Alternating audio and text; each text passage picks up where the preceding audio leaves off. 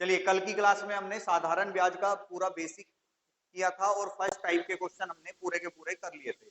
आज हमारा साधारण ब्याज का सेकंड टाइप चलेगा। तो टाइप नंबर 2 हेडिंग डालेंगे, जब मूलधन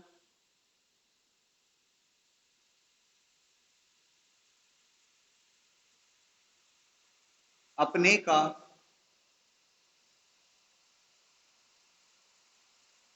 A/B गुना हो जाए,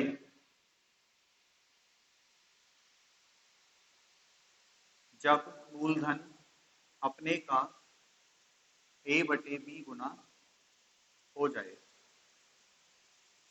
ठीक है, अब ध्यान रखना है, देखो जब मूलधन अपने आप से बदलेगा,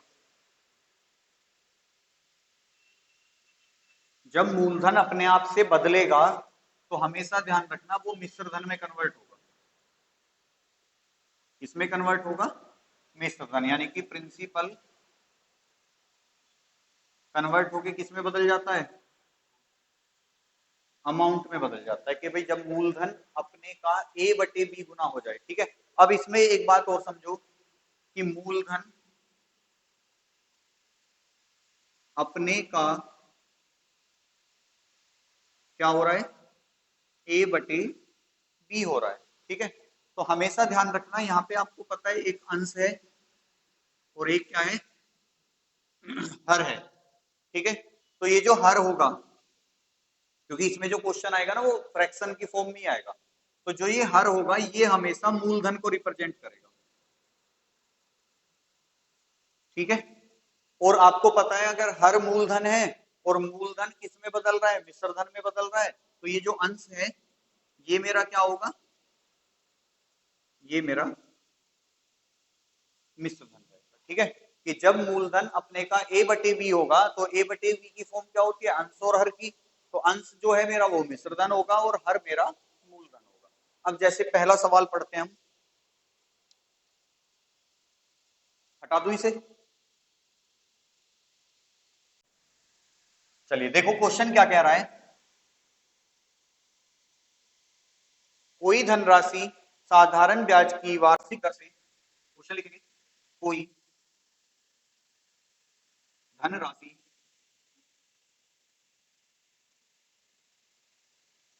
साधारण ब्याज की वार्षिक दर से 5 वर्ष में 5 वर्ष में अपने की 3/2 गुना हो जाती है, अपने की 3/2 गुना हो जाती है, ब्याज की वार्षिक दर ज्ञात कीजिए, ब्याज की वार्षिक दर ज्ञात कीजिए।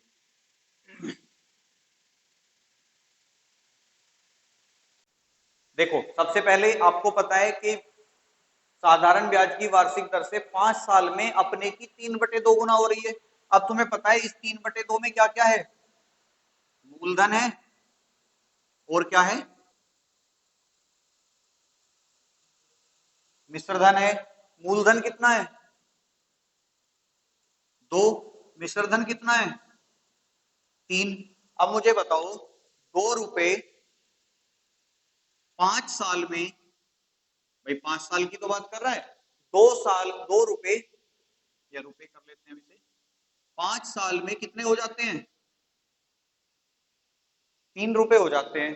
तो मुझे बताओ ब्याज कितने रुपए का मिला है जी? कि मेरे पास 2 रुपए थे, 5 साल में मिश्र धन कितना बन गया? 3 रुपए बन गए, तो ब्याज कितने रुपए का मिला? 1 रुपए का ही तो मिला। भाई मिश्र धन क्या होता है? देखो पहले तो मिश्र धन को समझो, अगर कंफ्यूजन है तो। कल समझाया था वैसे तो। मिश्र धन बराबर होता है मूलधन प्लस ब्याज। मतलब मिश्र धन में कौन कौन शामिल होते हैं? मूलधन भी शामिल होता है और ब्याज भी शामिल होता है। ठीक है, अब तुम बताओ अगर मेरे पास 2 रुपए थे, 5 साल में 3 रुपए हो गए, तो ब्याज कितना मिला? 1 रुपए का मिला। क्यों? क्योंकि मिश्र धन में कौन कौन है? मूलधन भी है और ब्याज भी है। तो यानी कि 2 तो इसके अंदर ऑलरेडी है, 3 हो गए, तो यानी कि ब्याज कितना है? 1 रुपए का। ठीक है, अब क्या करें? अब तुम्हारे पास पता है कि प्रिंसिपल भी है कितना? 2 रुपए। आर भी है? नहीं है, क्योंकि बतानी है। टाइम भी है, कितना है? 5 वर्ष। और एसआई भी है। एसआई कितना मिला है? 1 रुपया। ठीक है, तो फॉर्मूला लगा सकते हो चाहो तो, कि P into R into T upon 100 बराबर किसके होता है? एसआई के होता है। अब प्रिंसिपल कितना? 2 रुपए। रेट कितना? बताना है। टाइम कितना? 5 वर्ष बटे 100। और एसआई कितना है? 1 है। कट जाएंगे नंबर। 5 दूनी 10, और 10 से जब इसे काटोगे तो 0 खत्म हो जाएगी, और ये 10 इधर जाके गुना करेगा, तो आर बराबर कितना हो गया?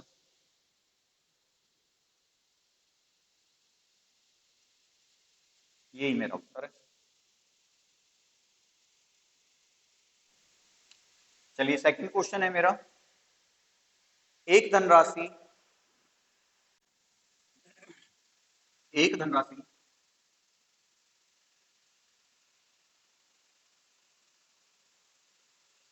साधारण ब्याज पर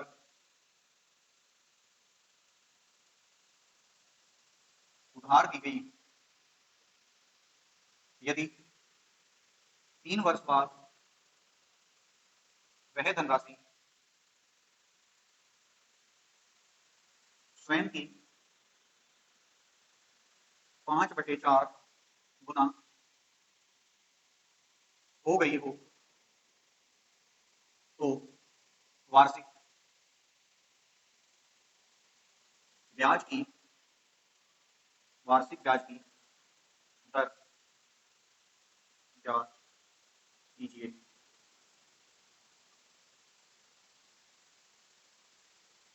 वार्षिक ब्याज की दर ज्ञात कीजिए।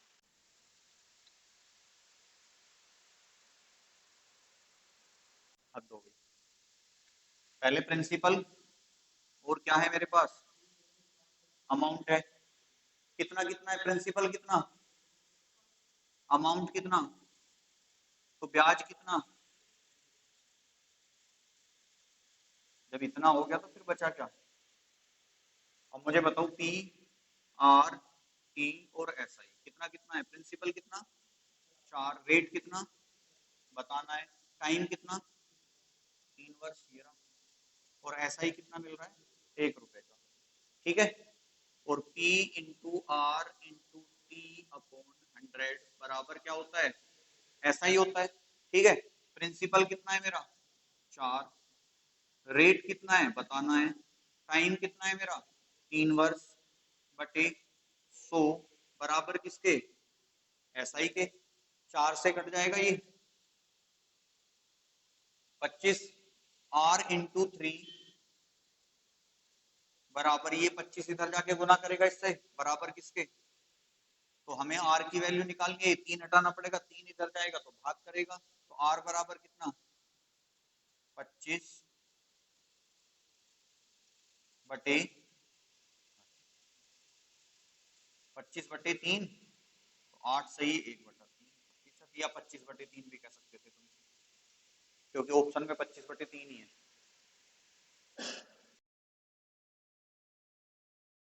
दूसरा लिखो, कोई धनराशि, ये लिखना है, कोई धनराशि 3 वर्ष में साधारण ब्याज द्वारा अपने की 7/6 गुना हो जाती है। 7/6 गुना हो जाती है ब्याज की वार्षिक दर क्या कीजिए। स्पीड से आंसर दो। सेम क्वेश्चन है, कुछ भी नया नहीं है। डिवाइड कर लो इसमें। हो गया। देखो कह रहा है कोई धनराशि 3 वर्ष में साधारण ब्याज द्वारा अपने की 7/6 गुना हो गई। प्रिंसिपल कितना है, अमाउंट कितना है, ब्याज कितना, 1 रुपया, ठीक है। कितने साल में हुई, 3 वर्ष, ठीक है। सारी चीजें निकल गई। प्रिंसिपल कितना है भाई, 6 रुपए। रेट मुझे बताना है, टाइम मेरे पास 3 वर्ष का है, और जो मुझे ब्याज के रूप में मिला है वो मुझे 1 रुपया मिला है। यहाँ पे तुम एक काम और भी कर सकते थे कि अपनी सहूलियत के अनुसार इसमें जीरो लगा सकते हो। जैसे ये 60 70 तो ये 10 हो जाएगा, 600 700 तो ये 100 हो जाएगा, कोई दिक्कत नहीं है। वैसे अगर करना चाहो तो ये काम भी कर सकते हो, लेकिन बराबर बराबर करना है। अगर यहाँ एक जीरो लगाई है तो यहाँ भी लगानी पड़ेगी। अब जब इन दोनों में लग जाएगी तो इसमें अपने आप लग जाएगी, क्योंकि 60 और 70 का अंतर 10 आएगा। 600 700 करोगे तो ये 100 आएगा, फिर उससे आंसर पे कोई फर्क नहीं पड़ेगा। जैसे प्रिंसिपल अब P into R into T बटे 100 बराबर किसके होता है, ऐसा ही के होता है। तो लगा दो फॉर्मूला, प्रिंसिपल कितना 6, आर कितना है बताना है, टाइम कितना है 3 बटे 100 और बराबर किसके, 1 के। कटेगा नहीं नंबर, 2 से कट जाएगा। वैसे तो 2 तिया 6, 2 से काटा 50, 3 तिया गुना आर, ये 50 इधर जाके 1 से गुना करेगा तो बराबर किसके, 50 के। तो आर बराबर कितना, 50/9, 9×5 = 45, 5/9। क्या था इसे काटने में बताओ, पहाड़े सीखने पड़ेंगे लेकिन। फिर क्या दिक्कत आई बताओ, कहाँ नहीं कटा था ये बताओ। तो मत काटो ऐसे, फिर ये बन जाता 6 तिया 18 गुना आर बराबर, ये 100 इधर जाके गुना करता, ये 100 आ जाता, तो आर बराबर कितना आता, 100/18 आता। अभी भी तो 2 से काटोगे तुम इसे, 2 निम 18, 2×5 = 10। तो बताओ, ऐसे कर लो। कैलकुलेशन ज्यादा करने की इच्छा है तो इससे ज्यादा ही होगी, गुना ज्यादा करनी पड़ेगी, भाग भी ज्यादा करनी पड़ेगी। हम तो समय बचाने की कोशिश करते हैं।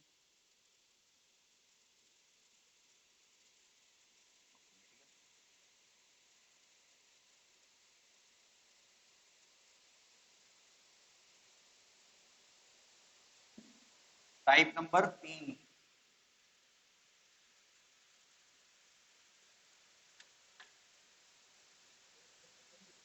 हाँ जी। जब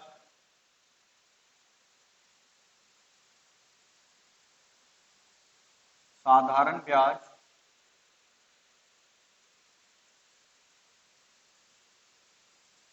मूलधन का A/B गुना हो जाए,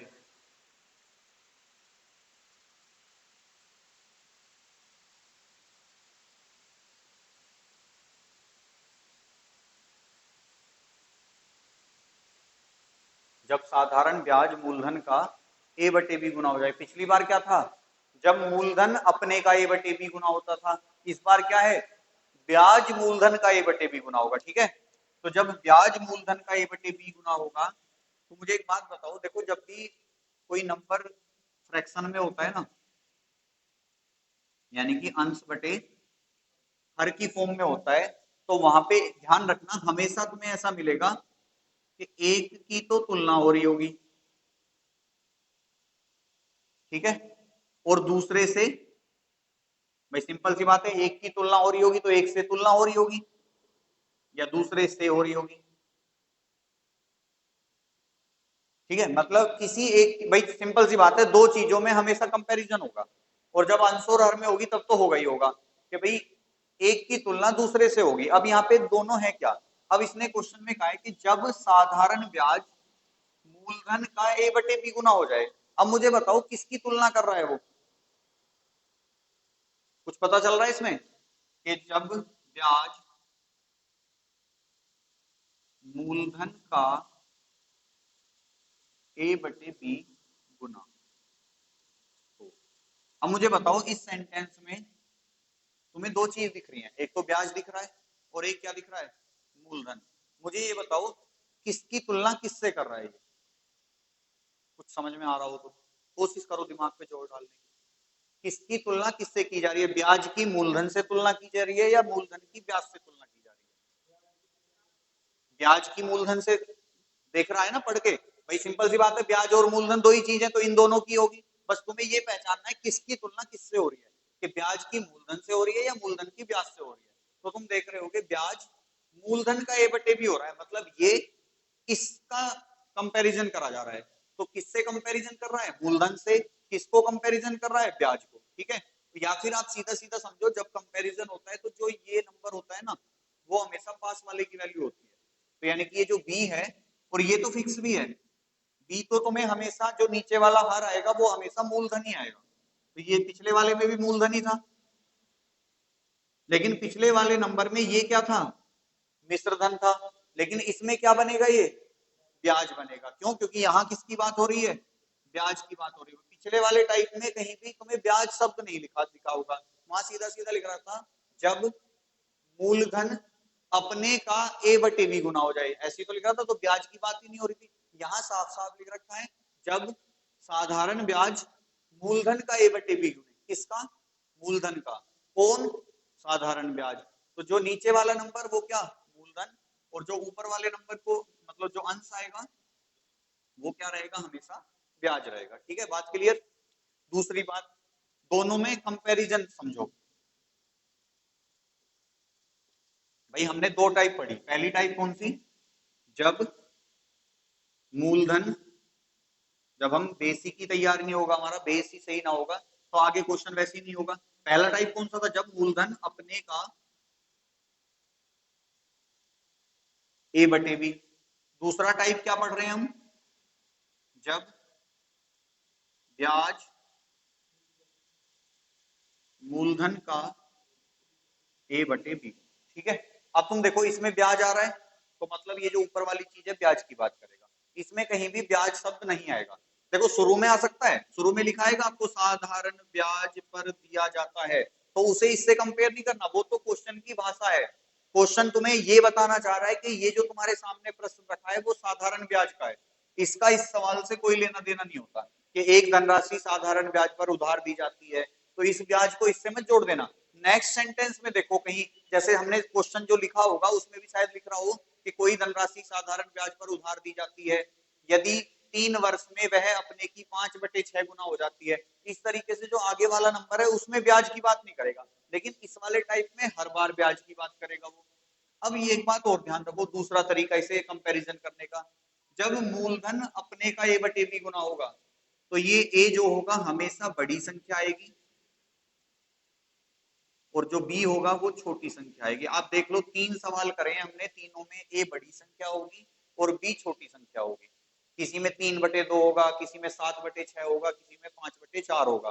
तो सब में देखो 3/2, 7/6 और 5/4, सब में जो अंश आ रहा है वो क्या आ रहा है? हर से बड़ा आ रहा है। क्यों आ रहा है? क्योंकि मिश्रधन कभी भी मूलधन से छोटा नहीं हो सकता। मिश्रधन में ब्याज जुड़ के ही तो मिश्रधन बनता है, और जब मूलधन में ब्याज जुड़ जाएगा तो ऑटोमेटिक वो नंबर बढ़ेगा। तो ये वाले केस में, इस वाले में हमेशा आपको जो अंश मिलेगा वो हर से बड़ा मिलेगा। ठीक है, जब भी तुम्हें अंश हर से बड़ा मिले, देखो इसमें तुम 1% गलती हो सकती है, क्योंकि कई बार जो ब्याज होता है वो मूलधन से ज्यादा हो जाता है। मान लो तुमने 100 रुपए उधार दिए और तुम्हें ब्याज मिला 110 रुपए, तो कहीं ना कहीं ये मूलधन से ज्यादा हो गया। अब कंडीशन क्या बनेगी? 110/100। अब तुम कहोगे कि जी तुमने तो ये बताया था कि जब बड़ी संख्या ऊपर हो तो वो मिश्रधन होती है, लेकिन 1% केस है ये। 99% केस में ये वाले नंबर में तुम्हें ये संख्या कौन सी मिलेगी? छोटी मिलेगी, और ये संख्या बड़ी। इस वाले केस में, इस वाले केस में जो ये ए होगा ये हमेशा छोटी संख्या होगी, और बी होगा बड़ी संख्या। 1% केस हो सकता है कि भाई कोई क्वेश्चन आ जाए जिसमें मूलधन से भी ज्यादा ब्याज मिल गया। ठीक है, कि जितना तुमने उधार दिया उससे भी ज्यादा तुम्हें क्या मिल रहा है? ब्याज। तो वहां फिर तुम इस शब्द को देख लेना कि ये लिखा हुआ है या ये चीज लिखी हुई है। ठीक है, तो ये दो चीज हमेशा ध्यान रखना जब भी इस टाइप के सवाल करो। ये अलग अलग हैं दोनों, एक ये है और एक आपका ये।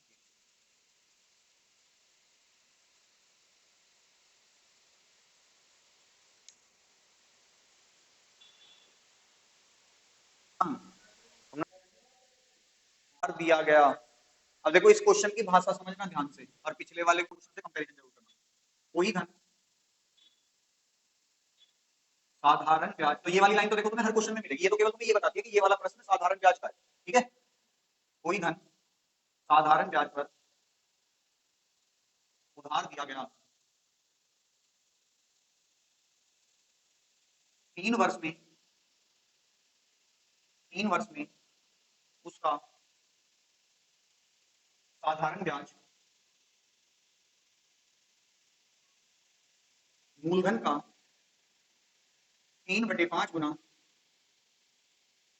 हो जाता है, 3/5 गुना हो जाता है ब्याज की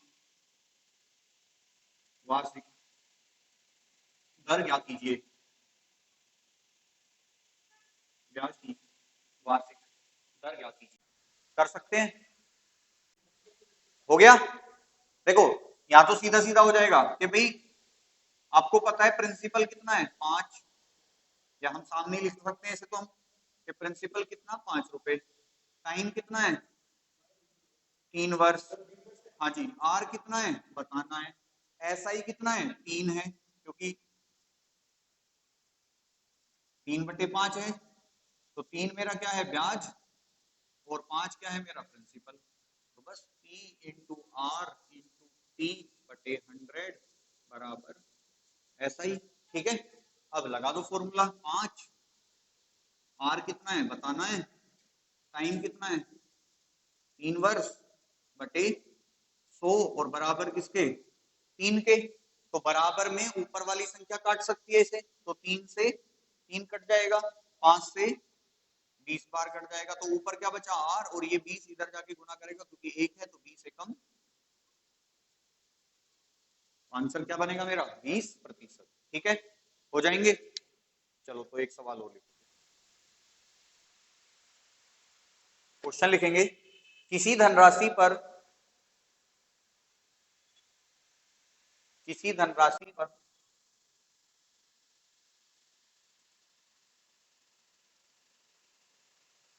वार्षिक रूप से अर्जित, वार्षिक रूप से अर्जित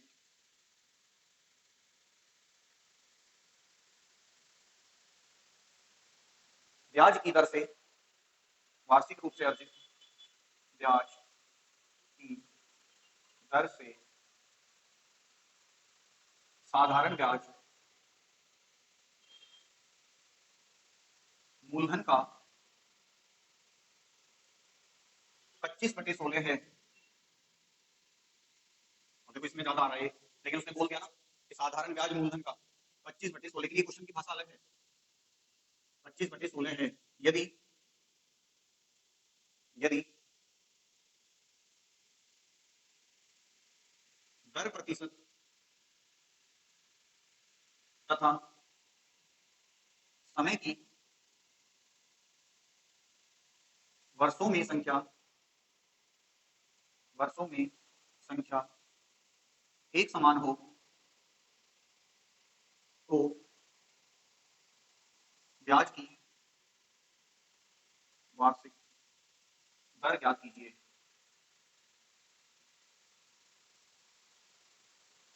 कर सकते हैं, प्रिंसिपल कितना है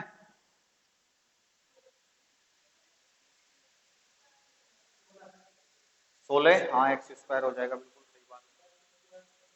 आर कितना है नहीं पता क्योंकि आर तो पता नहीं है, तो मैंने मान लिया आर कितना है मेरा एक्स, टी कितना है टी भी नहीं पता, लेकिन उसने एक कंडीशन बोल दी कि ये देखो यहाँ से, यदि दर प्रतिशत तथा समय की वर्षों में संख्या एक समान हो, मतलब जो दर रहेगी वही क्या रहेगा समय रहेगा, कि अगर दर एक्स है तो समय भी क्या रहेगा एक्स रहेगा, बस अंतर कितना आ जाएगा, ये प्रतिशत में आएगा ये वर्षों में आएगा, तो ब्याज की वार्षिक दर बतानी है। अब प्रिंसिपल 16 है, ऐसा ही कितना है मेरा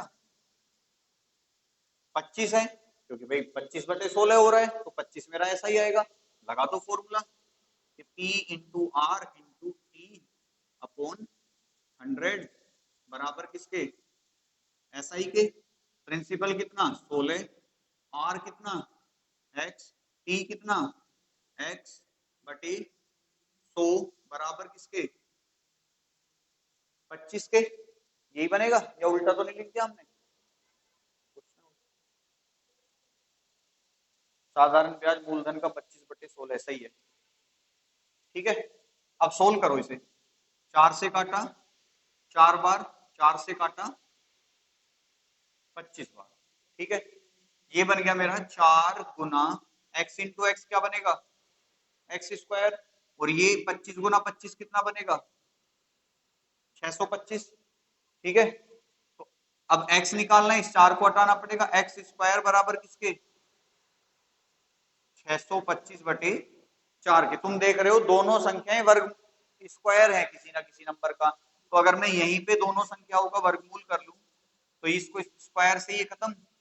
x बराबर किसका वर्ग है, ये 25 का, तो ये 4 किसका है 2 का, तो 2 से जब इसे काटोगे 12.5% उत्तर आ जाएगा। ठीक है, अब मेरे से अगर दर पूछी है तो 12.5%, समय पूछा होता तो 12.5 वर्ष।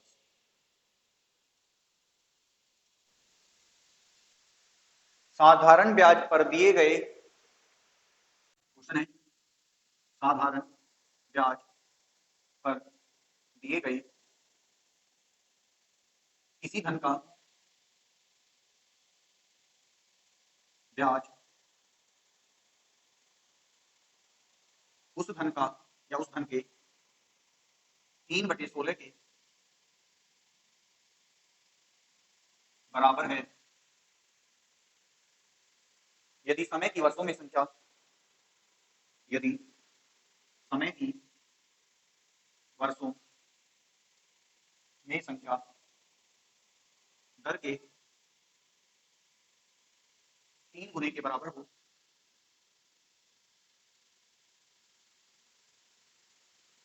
3 गुने के बराबर हो तो वार्षिक ब्याज की दर ज्ञात कीजिए, वार्षिक ब्याज की दर ज्ञात कीजिए।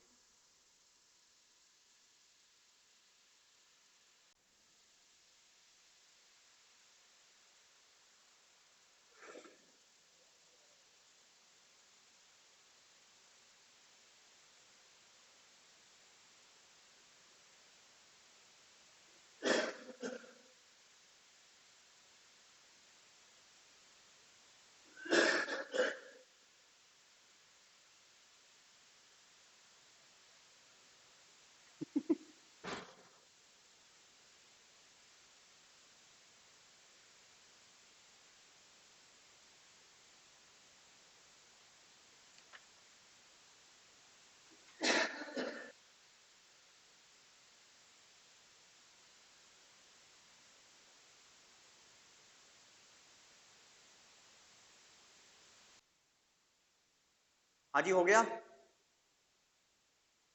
हद कर रहे हो, बिल्कुल पिछले जैसा क्वेश्चन नहीं है भाई। इसमें x और 3x वाली कंडीशन आ जाएगी। ये भी यही तो कह रहा है कि यदि समय की वर्षों में संख्या दर के 3 गुने के बराबर है, तो अगर समय मतलब दर अगर x है तो समय 3x हो जाएगा। तो और क्या था इस क्वेश्चन में कि भाई कह रहा है साधारण ब्याज पर दिए गए किसी धन का ब्याज उस धन के 3/16 के बराबर है यदि समय की वर्षों में संख्या दर के 3 गुने के बराबर हो तो वार्षिक ब्याज की दर बतानी है।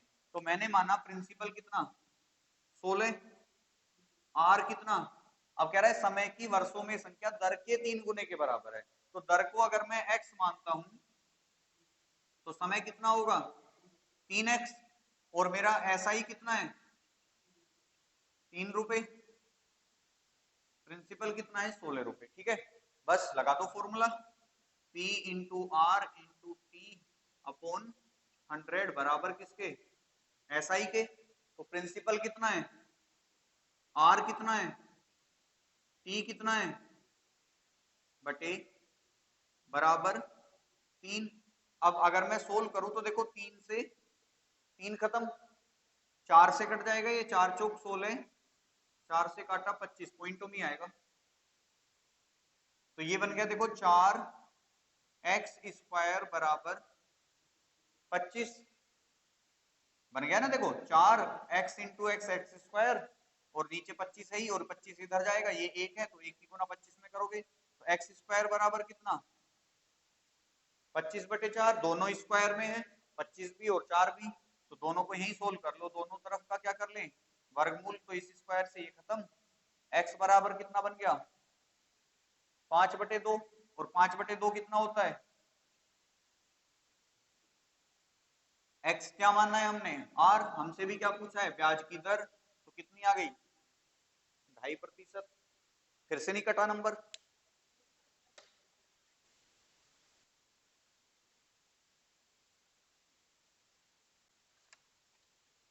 जब ब्याजों का योग या अंतर ज्ञात हो, टाइप नंबर 4, जब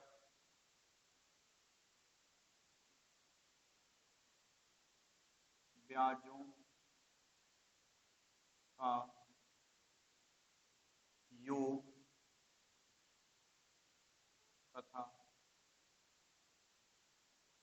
अंतर ज्ञात हो।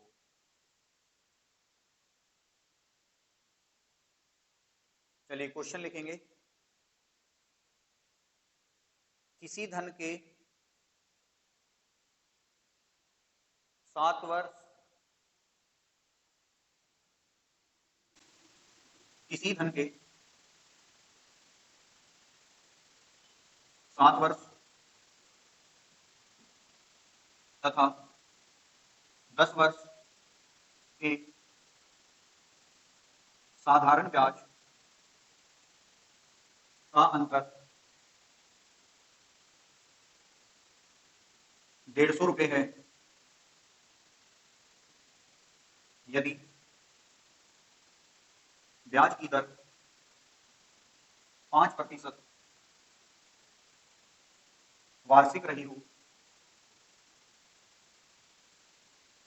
तो धनराशि ज्ञात कीजिए। तो धनराशि ज्ञात कीजिए। देखो इसमें कुछ है भी नहीं, ये इतना आसान चैप्टर है कि इसमें कुछ भी नहीं है, ये इसमें कुछ भी नहीं है चैप्टर में, ईमानदारी की बात है। तुम्हें पता है कि भाई ब्याज बराबर क्या होता है, दर गुना, कल ही पढ़ा था हैं, ब्याज बराबर दर गुना समय। अब देखो क्या कह रहा है, किसी धन के 7 वर्ष तथा 10 वर्ष के साधारण ब्याज का अंतर 150 रुपए है, यदि ब्याज की दर 5% वार्षिक रही हो तो धनराशि ज्ञात कीजिए। पहले वाली कंडीशन में कितने साल हैं भाई, दर तो दोनों में सेम है 5%, तो अगर मैं पहले वाली कंडीशन पे ब्याज निकालूं तो 5 गुना 7 कितना आएगा 35, दूसरे वाली पे कितना आएगा 5 गुना 10,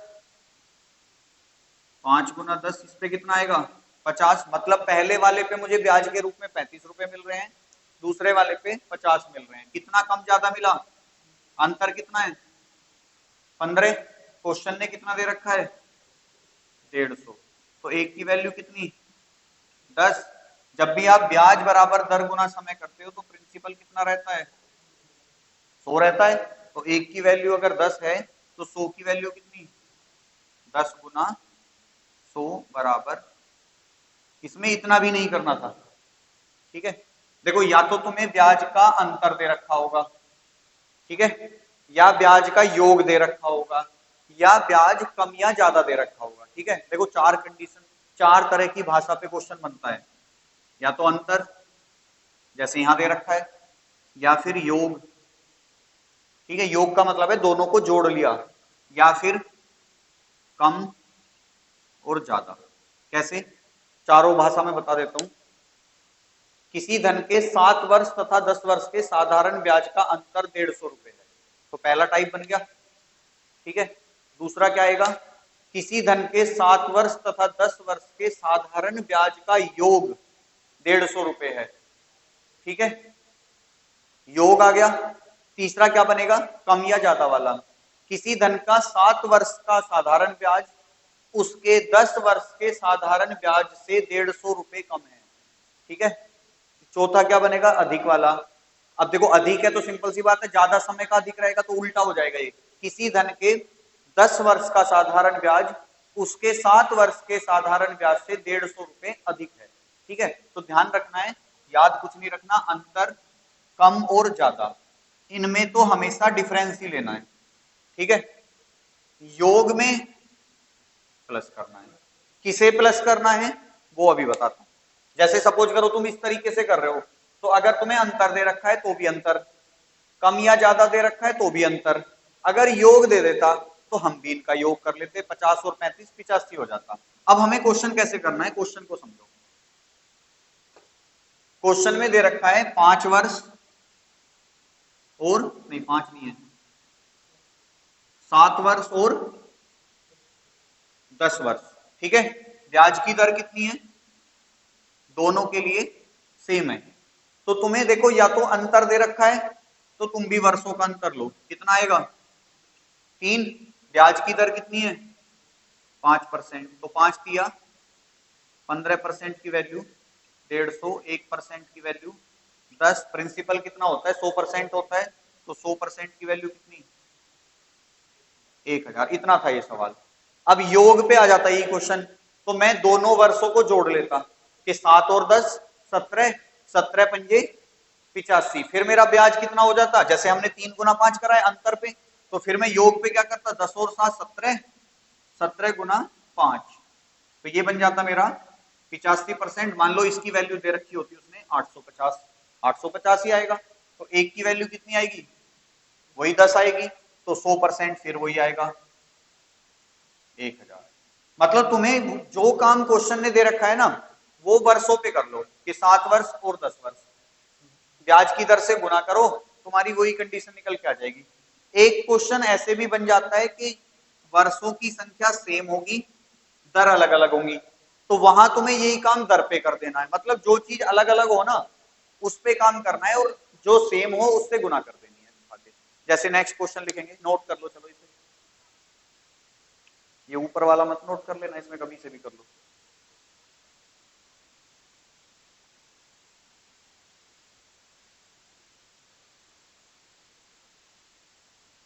और क्या, चलिए क्वेश्चन लिखेंगे नेक्स्ट। एक व्यक्ति ने बराबर बराबर धनराशि, एक व्यक्ति ने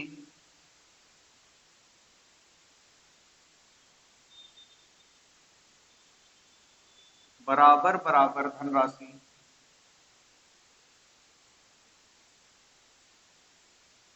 एक व्यक्ति ने बराबर बराबर धनराशि 6% वार्षिक दर पर, 6% वार्षिक दर पर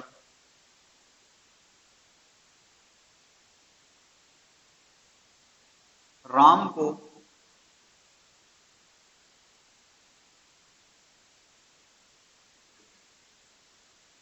8 वर्ष के लिए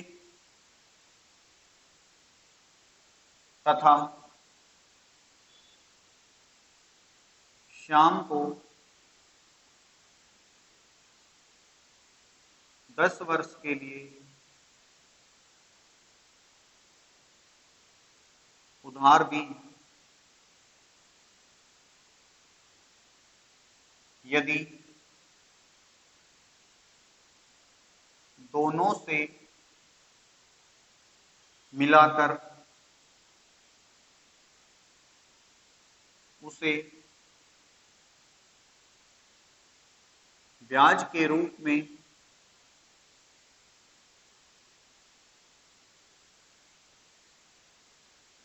2160 रुपए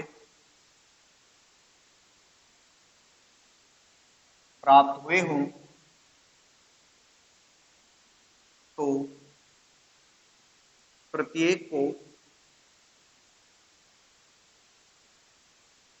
दिया गया